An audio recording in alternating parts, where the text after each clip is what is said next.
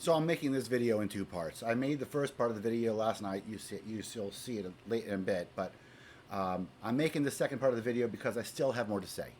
Um, so please stay tuned to the end to see what I'm about to say. Let's talk a little bit about Mandisa. Mandisa has been accused of. Let's just read the tweets, and we'll go over it, and I'll just comment on it. This is going to be. I mean, I've got a lot to say here. Kevin Cameron writes, "Bien no more. While I and others have left black non-believers, the short answer is integrity. Why I and others have left non-believers. The short answer is integrity and accountability. Certain behaviors, coercion and harassment, etc., are not tolerated by men, and they shouldn't be accepted from a woman either. We couldn't remove the leader, so we left." There's a whole bunch of problems going in around black non-believers. Here's the letter that I'm just going to show you here. We made history. We have lived proudly, boldly, served communities, and broken new ground as trailblazers within the established tradition of black freethinkers in U.S. abroad.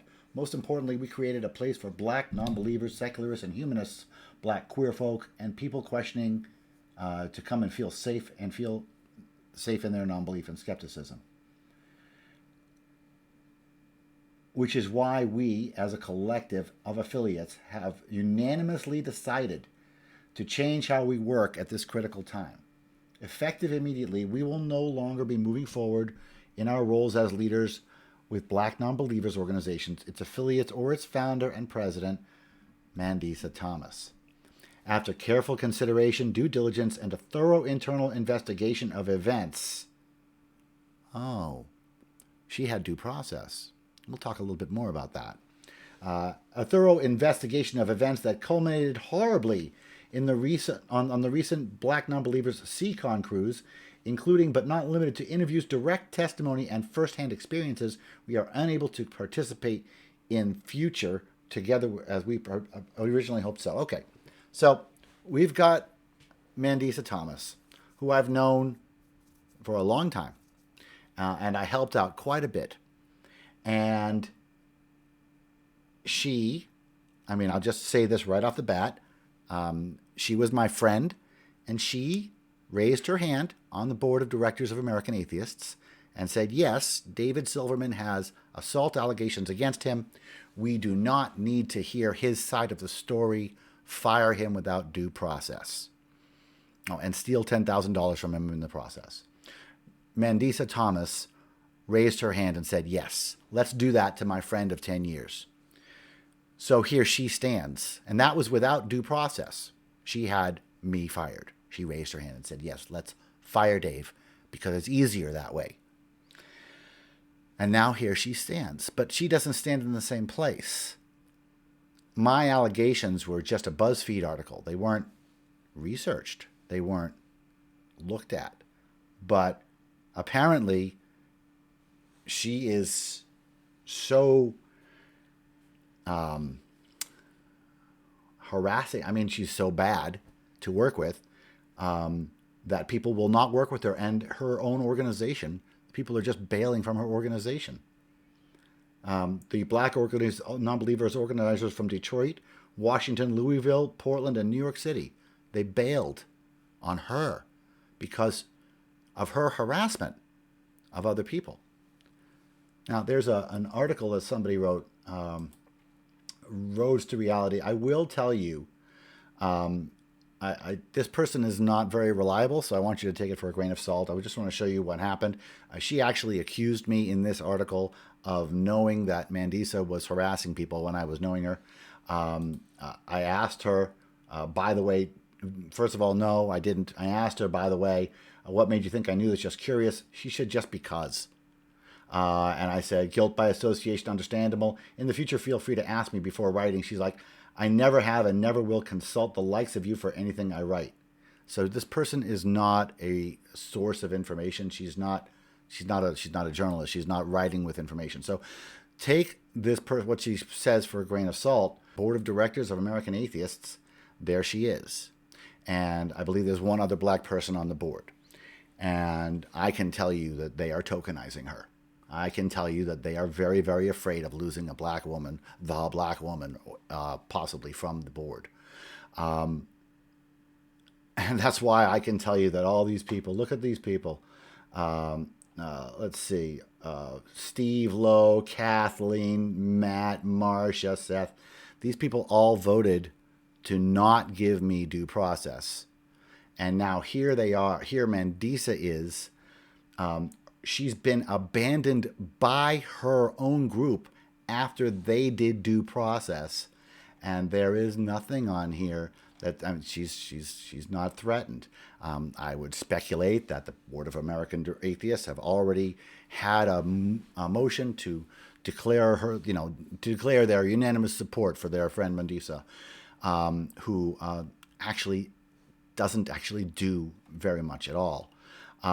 So, yeah, I've got a lot of angst over this, right? These people, given two like-for-like situations, they're treating the Ashkenazi Jew a hell of a lot differently than they're treating the black woman. Now, if I were to give them the benefit of the doubt, and I'm trying, I would say that this isn't a matter of treating black folk differently than white folk. It's a matter of learning how much you fucked up when you got rid of me without due process, and you don't want to repeat that mistake again. However, due process has already taken place. And this other organization, her entire organization is disbanding because they've done their due process. So this is from the Stoic Solutions podcast. Are Me Too and feminist movements really just about justice if they run with allegations against some people, but not to others? Silence from American atheists, American humanists after black non-believers stepped down. So, yeah, this is the hypocrisy of the atheist movement. But, I want to say, first of all, I absolutely support Mandisa's right to due process. No, I didn't deserve to be treated without due process, and neither does she. It doesn't make me feel better if she doesn't get due process and gets punished the exact same way that she punished me. That won't make things right. What will make things right if she gets her day in court. However, apparently she already has had her day in court. Apparently this has already been done. So now this is the serious question.